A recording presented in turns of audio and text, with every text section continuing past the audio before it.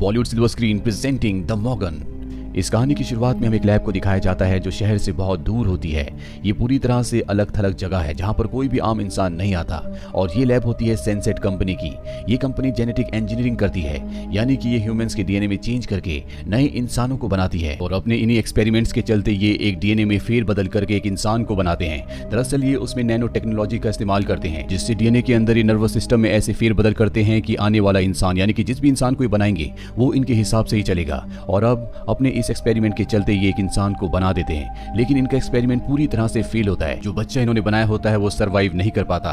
इसके बाद ये एक बार फिर से कोशिश करते हैं और इस बार बच्चा सरवाइव कर जाता है, लेकिन उसका दिमाग चेक करने पर इन्हें पता चलता है कि जिस तरह से इंसान को ह्यूमन को बनाना चाहते थे, इस बच्चे का दिमाग वैसा नहीं है। इसीलिए इन्हें इस बच्चे को मारना पड़ता है। ये हार नहीं मानते और लगातार कोशिश करते रहते हैं। और अब ये एक और बच्चे को बनाते हैं और इस बार इनका एक्सपेरिमेंट पूरी तरह से कामयाब होता है। जिस तरह के सब्जेक्ट को, जिस तरह के बच्चे को बनाना चाहते थे, ये हूबहू वैसा ही होता है। दरअसल ये एक लड़की है और इसका नाम रखा जाता है मॉर्गन। मॉर्गन के अंदर बहुत सारी खास बातें होती हैं। वो अपने शरीर को जल्द से जल्द हील कर सकती है। उसका दिमाग भी बहुत तेज होता है। उसके अंदर वो सारी खूबियां होती है जो इंसानों के अंदर इस वक्त नहीं है, यानी बीमारी से लड़ने की ताकत, अपनी बॉडी को हील करने की ताकत और साथ ही बहुत तेज दिमाग। लेकिन सबसे बड़ी बात यह है कि इसके अंदर वो चीज नहीं है जो इंसानों के अंदर है, यानी कि आत्मा, जो एक इंसान को इंसान बनाती है।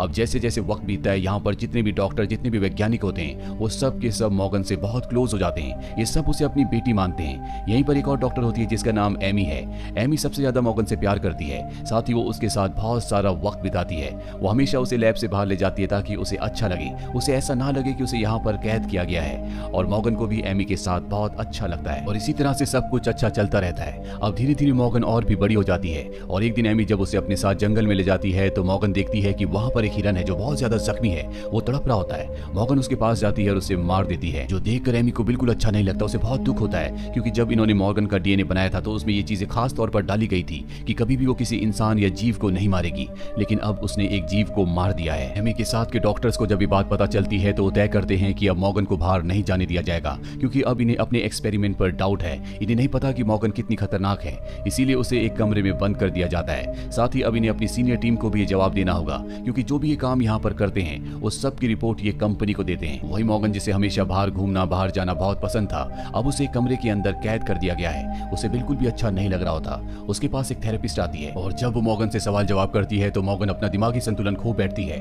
और उसके ऊपर हमला कर देती है। वो उसकी आंख को जख्मी कर देती है। और यहाँ पर जितने भी डॉक्टर्स हैं वो सब के सब मॉर्गन से बहुत प्यार करते हैं। वो जानते हैं कि मॉर्गन के अंदर इंसानी जज्बात हैं और कभी कभी इंसान अपने जज्बातों पर काबू नहीं कर पाते। पर सबके मन के कोने में एक और बात आ चुकी है कि हो सकता है कि उनसे डीएनए बनाने में गलती हो गई हो, यानी कि मॉर्गन भी एक फेल एक्सपेरिमेंट हो।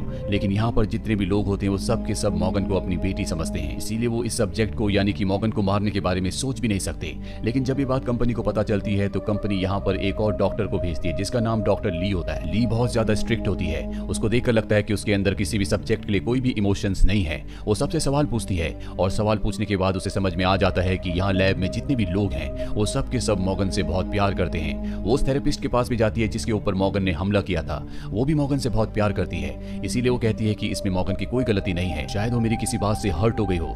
लेकिन ली जानती है कि यहाँ पर कोई ना कोई गड़बड़ है, इसीलिए वो यहाँ पर एक साइकोलॉजिस्ट को बुलाती है और ये साइकोलॉजिस्ट तय करता है कि वो मॉर्गन से बात करेगा।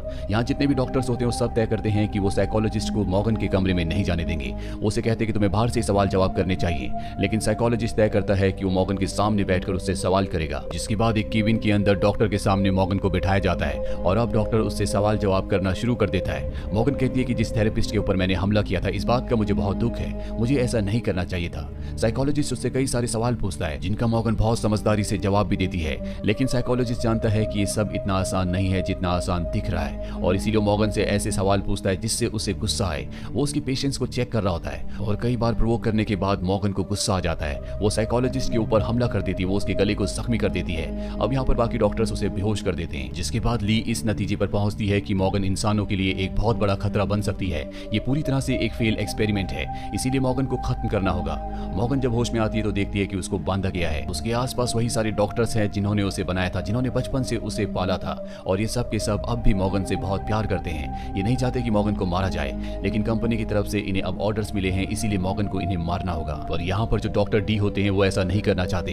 वो कहते हैं कि मैं तुम्हारा साथ नहीं दूंगा। ली डॉक्टर डी को समझाने की कोशिश करती है, जिसमें उन दोनों के बीच में आर्गुमेंट्स होना शुरू हो जाते हैं, और तभी सारे डॉक्टर्स मिलकर ली को बेहोश करके उसी कमरे में बंद कर देते हैं जहां पर मॉर्गन को रखा गया था। यानी कि मॉर्गन को नहीं मारना चाहते। डॉक्टर डी मॉर्गन को खोलते हैं और उसे होश में लाते हैं, और जब वो होश में आती है तो वो सबसे पहले डॉक्टर डी के ऊपर हमला करती है और उन्हें मार देती है। दरअसल उसे पता चल चुका था कि सब के सब उसे मारना चाहते हैं। उसने कई बार कहा था कि मुझे छोड़ दो, पर इसके बावजूद उसे बेहोश कर दिया गया था, और अब वो इन सब से बदला लेना चाहती है, इसीलिए वो एक एक करके सबको मार देती है, सिवाय एमी के, क्योंकि डॉक्टर एमी हमेशा उसे बाहर ले जाया करती थी। उसी ने बचपन से सबसे ज्यादा उसके साथ वक्त बिताया था, इसीलिए वो डॉक्टर एमी को अपनी मॉम समझती है। मॉर्गन डॉक्टर एमी के पास जाती है और उनसे कहती है कि मैं एक बार फिर से उसी जगह पर जाना चाहती हूँ जहाँ हम हमेशा बचपन में जाया करते थे, यानी कि झील के पास। एमी पूरी तरह से डरी हुई होती है। उसे भी यकीन हो चुका है कि मॉर्गन एक फेल एक्सपेरिमेंट था, उसे अब खत्म करना चाहिए। उसकी आंखों में आंसू होते हैं क्योंकि वो उससे बहुत प्यार भी करती है, और अब वो मॉर्गन को लेकर उस झील की तरफ बढ़ चलती है जहाँ बचपन में वो उसके साथ खेला करती थी, वक्त बिताया करती थी।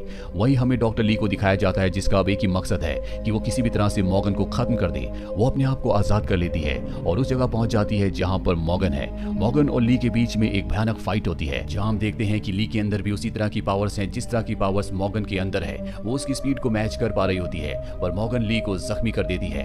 इससे पहले कि वो यहाँ से निकलती, ली एक बार फिर से उसके सामने आ जाती है, और झील में इन दोनों के बीच में जब फाइट होती है तो ली पानी में मॉर्गन को मार देती है, और साथ ही वो डॉक्टर एमी को भी, क्योंकि ये सब के सब अपने सब्जेक्ट से यानी कि मॉर्गन के साथ इमोशनली जुड़ गए थे, और जब उसे मारा जाना था तो इन सब ने उसकी मदद की जो इंसानियत के लिए एक खतरा बन सकती थी। इसीलिए ली एमी को भी मार देती है।